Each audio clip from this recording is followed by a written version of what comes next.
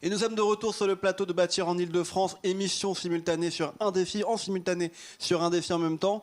Nous parlons logement, construction, Ile-de-France depuis maintenant 2 jours. Et mon invité, c'est Stéphane Troussel. Bonjour monsieur. Bonjour. Monsieur le Président d'ailleurs. Vous pouvez, mais... Vous êtes président du conseil départemental de Seine-Saint-Denis. C'est dur de faire de la politique en ce moment, monsieur le Président ? Oui, forcément, mais enfin, très franchement, c'est pas nous qui sommes les plus à plaindre. D'abord, on pense à nos concitoyens, et dans un département comme le mien, à la fois jeune et populaire, eh bien, je pense d'abord à mes concitoyens, et je sais que c'est difficile entre les difficultés liées à la crise sanitaire. La Seine-Saint-Denis a été très touchée, les difficultés économiques et sociales, avec la perte d'emploi, avec les difficultés alimentaires. Franchement, c'est surtout à mes concitoyens que je pense dans mon action quotidienne. Vous êtes président, on l'a dit, du conseil départemental de Seine-Saint-Denis. J'ai envie de commencer avec ça. En 2024, il y aura les Jeux Olympiques. Vous serez peut-être toujours président, parce qu'il y a des élections qui arrivent bientôt. Vous connaissez la formule de Léon Blum ? Je le crois parce que je l'espère. Très bien, voilà. Si vous êtes toujours président en 2024, d'ici 2024, comment vous voyez l'évolution de votre territoire et de votre département ? Moi, si j'ai choisi d'engager la Seine-Saint-Denis dans ce beau dossier de Paris 2024, c'est parce que je veux en faire un élément d'accélération des transformations de la Seine-Saint-Denis. La Seine-Saint-Denis, aujourd'hui, c'est à la fois le plus grand développement, on ne le sait pas, mais c'est là où se crée le plus grand nombre d'entreprises, où il y a de l'activité, où il y a de l'emploi. Mais c'est aussi beaucoup de difficultés, beaucoup de précarité, des jeunes qui ont de grandes difficultés à entrer dans la vie active. Et la Seine-Saint-Denis, c'est tout ça à la fois. Et donc les Jeux Olympiques et Paralympiques, eh bien, il faut que ce soit un accélérateur des transformations, un accélérateur des histoires de la Seine-Saint-Denis. Et c'est possible notamment si on veille à ce que tout ce qui va se passer à l'occasion de cette dynamique, à l'occasion aussi des gares du Grand Paris Express, eh bien, ça soit utile aux habitants de ce territoire. Ça crée de l'emploi, ça crée de l'activité, il faut que ça crée de la formation, de l'insertion, de la qualification, et c'est ça l'enjeu. Vous parlez des jeunes, on parle depuis 2 jours ici sur ce plateau de la construction, de logements, beaucoup de logements. Et c'est vrai qu'on oublie souvent les jeunes dans le logement. La Seine-Saint-Denis, il y a beaucoup de jeunes en Seine-Saint-Denis. Ils ont du mal à se loger. Bien sûr, vous savez, Seine-Saint-Denis, c'est le territoire le plus jeune de France métropolitaine. Donc 35% de la population a moins de 25 ans en Seine-Saint-Denis. On est aussi un des départements les plus pauvres de France métropolitaine, oui. Puisque je crois que c'est 17,5% de la population qui vit sous le seuil de pauvreté. C'est 30% chez les jeunes. Il y a une sorte de rite initiatique dans notre pays en général. Finalement, pour entrer dans la vie d'adulte, il faut... souffrir. Ouais. On a l'impression que c'est une réalité maintenant. C'est dur et c'est inégalitaire. Et bien forcément, quand on est un département très jeune comme la Seine-Saint-Denis, c'est encore plus dur. Et donc, les difficultés d'accès à l'emploi, les discriminations, l'accès au logement, eh bien oui, c'est encore plus dur dans des territoires où le logement est de plus en plus rare et de plus en plus cher. Il manque des espaces pour accueillir les jeunes, des bâtiments, parce qu'on parle de construction concrètement. Mais la Seine-Saint-Denis, elle construit, et elle construit beaucoup, malgré la crise et malgré y compris la chute de la construction. Vous savez, le président de la République, en 2017, il avait dit qu'il voulait un choc de l'offre.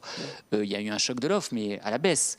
Et donc, oui, c'est difficile. Il a y compris affaibli le secteur du logement social. Le secteur HLM a considérablement souffert des décisions qui ont été prises par le président de la République. Et donc, la question de l'accès au logement pour les jeunes en Seine-Saint-Denis, eh bien, est encore plus difficile.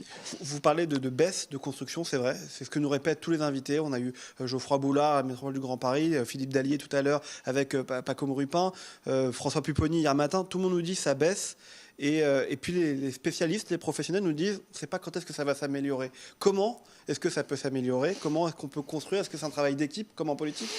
Oui, c'est un travail d'équipe, c'est-à-dire qu'il faut que les collectivités locales, les promoteurs, les constructeurs, l'État, ses services, s'unissent pour relancer la construction, parce que la construction, c'est à la fois bon pour l'économie, parce que c'est des emplois qui ne sont pas délocalisables, et puis c'est bon pour les gens surtout. C'est bon pour les gens parce que ça offre des opportunités, notamment de se loger supplémentaires.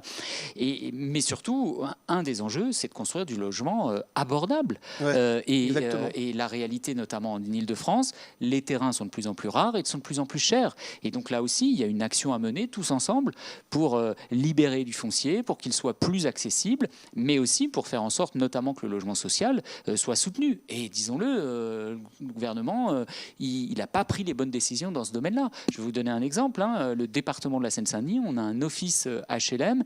Les décisions du gouvernement, c'est une ponction de 10 millions d'euros par an quand il a mis en place, à l'occasion de la loi de finances 2018, ce qu'on appelle la RLS, un peu technique, la réduction du loyer de solidarité. C'est 10 millions d'euros en moins dans mon office. Ça, c'est moins d'argent disponible pour rénover, c'est moins d'argent disponible pour construire. Et c'est vraiment l'inverse de ce qu'il faut faire dans un territoire qui a... en Île-de-France, encore besoin de logements. On parlait beaucoup de densité du territoire aussi, juste avant que vous arriviez avec nos invités. La Seine-Saint-Denis, la densité du territoire est importante. C'est vrai quand même que beaucoup de personnes se logent en Seine-Saint-Denis dans le 93 pour venir travailler aussi à Paris ensuite. Est-ce que vous voudriez, vous, en tant que président du conseil départemental de Seine-Saint-Denis, qu'on réfléchisse encore plus en métropole? On essaie de le faire, mais est-ce qu'on y va assez selon vous? Bon, d'abord, le logement et le logement abordable, il est mal réparti.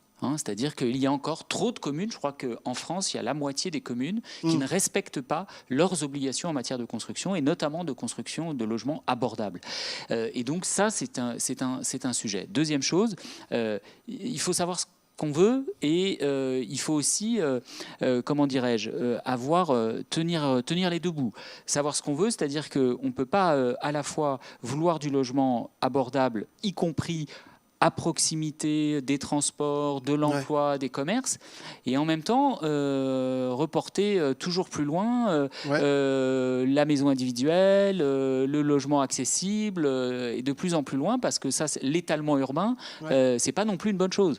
Et donc, par contre, nous avons l'obligation collective de réfléchir différemment de la manière dont on réfléchissait il y a 30 ou 40 ans. Oui, on veut maintenant, et nos concitoyens, ils veulent des villes où il y a du transport collectif, des espaces verts, des constructions qui soient respectueuses de l'environnement, du commerce de proximité, des services publics, des équipements, parce qu'on a aussi trop souffert, et mon département en particulier, des grands ensembles posés là, sans équipement, sans services publics, sans espaces verts, du tout béton. On doit pouvoir faire la démonstration que la ville, y compris en milieu urbain dense, eh bien, ça peut être respectueux de l'environnement, avec des matériaux de construction adaptés, avec de la voirie apaisée qui permet les vélos, les circulations douces, les transports collectifs. C'est possible. Et moi, c'est bien ce que j'ai l'intention de faire quand on va accueillir le village des athlètes ou le village des médias du côté du Nil-le-Bourget. Réfléchir à la nouvelle ville, nouveau plan d'urbanisme, c'est quelque chose qui est important. Vous parlez d'environnement, d'écologie, nouveaux matériaux de construction. Toutes ces choses-là, il faut que maintenant elles rentrent dans le quotidien et dans les pistes de réflexion de nos décideurs politiques. Oui, il faut... Quand on fait des projets de construction de logements notamment, et pas seulement, de l'immobilier d'entreprise, on peut faire la démonstration qu'on fait une ville plus apaisée, plus équilibrée. Et puis aussi, il faut préserver la nature en ville. J'ai adopté un plan canopé qui vise à construire 30 000 arbres en Seine-Saint-Denis dans les 10 années qui viennent. On a décidé que l'ensemble de nos voiries départementales, 340 km de voiries départementales, elles soient toutes cyclables d'ici 2024. Pourquoi vous croyez que je ne lâche rien et qu'on se bat comme des chiens pour les transports collectifs en Seine-Saint-Denis? C'est aussi pour permettre que nos concitoyens ils aient des alternatives à la voiture. Parce qu'on ne peut pas leur dire abandonnez votre voiture n'allez pas acheter votre pavillon au fin fond de l'Île-de-France et ne pas leur offrir des transports collectifs de qualité. Il faut sortir du système ou des réseaux de transports collectifs en Île-de-France qui étaient tous en étoile, où il fallait revenir dans Paris pour aller de l'autre côté de la banlieue. De ce point de vue, le Grand Paris Express, le métro du Grand Paris Express, c'est une formidable opportunité justement pour avoir un métro où on va circuler tout autour de banlieue à banlieue sans repasser par Paris. Mais là encore, que de tergiversations, que de temps perdu. Quand le président de la République a été élu en 2017, il faut plus d'un an pour qu'il y ait un point de vue, un calendrier, des financements qui soient stabilisés pour ce projet.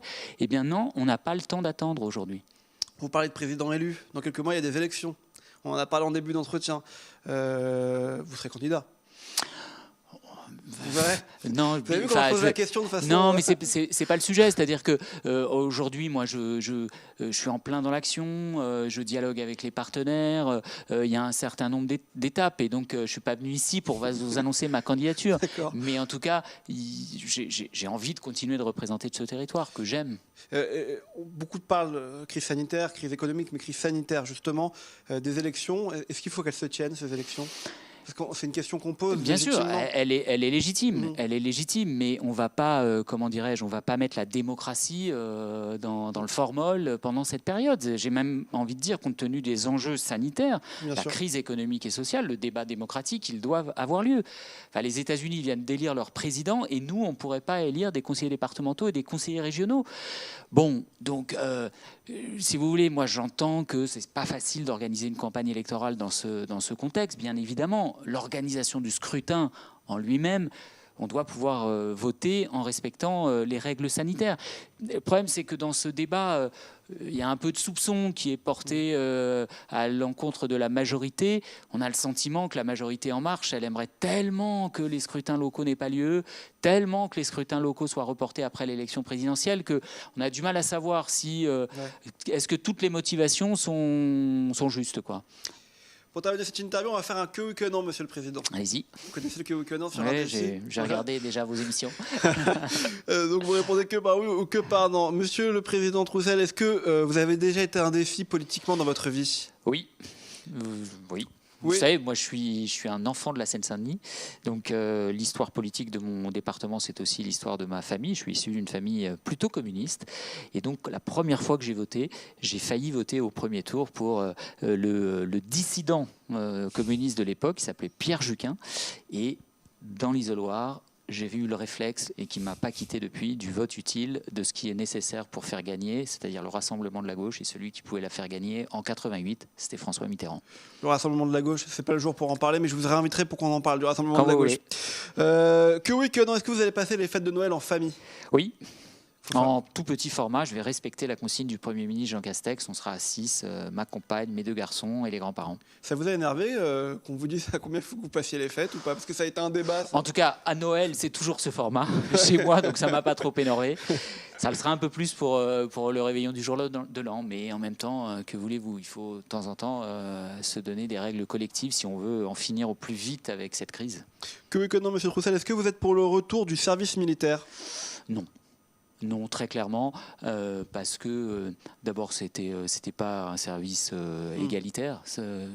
En clair, il y avait les planqués qui avaient du piston qui arrivaient à s'y échapper. Et la réalité, c'était que souvent, pour pas dire tout le temps, les gamins des quartiers populaires qui, eux, n'avaient pas de piston et ne trouvaient pas de formule pour y échapper.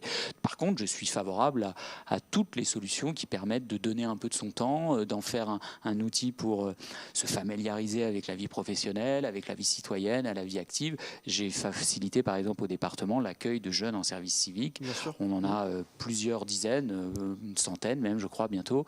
Et on les accompagne pendant 6 mois sur des missions très diverses, très utiles. Par exemple, j'organise vous convaincre des personnes âgées qui vont distribuer des flyers chez les pharmaciens, dans les supermarchés, pour dire venez, le département est là et on va vous proposer de vous vacciner contre la grippe. Vous parlez de vaccination, que oui, que non, est-ce que vous ferez vacciner contre la Covid ? Oui, même si je pense que dans les premières vaccinations contre la Covid, je ne devrais pas être totalement dans les publics prioritaires. Je ne suis pas encore trop âgé et a priori pas trop de problèmes de santé. Mais en tout cas, quand ce sera mon tour, oui, vraisemblablement, oui, je me ferai vacciner. Que oui, que non. Est-ce que vous habitez le 93 ? Bien sûr, je suis né à Saint-Denis et je n'ai jamais quitté la ville dans laquelle j'ai toujours vécu, c'est-à-dire vous la quitterez jamais, a priori. J'ai tendance à dire à ma compagne, qui n'a pas du tout la même attache que moi, que la Courneuve, c'est mon destin. Ma mère y est née, j'y vis depuis ma naissance il y a 50 ans. Mes enfants, j'y ai fait toute ma scolarité, j'y ai acheté une maison. Voilà, et j'ai à peu près vécu dans la totalité des quartiers de cette ville. Monsieur Troussel, merci d'être venu nous voir sur un défi. Bon courage pour la suite, pour les semaines qui arrivent. Vous viendrez nous voir à YouTube, peut-être pour une interview en période d'élection. Quand vous voulez, je reviens. Et vous serez bienvenu. Merci. Merci à vous d'avoir été avec nous. Merci à vous de nous avoir suivis. Restez avec nous sur Bâtir en Ile-de-France. On revient avec plusieurs interviews. À tout à l'heure.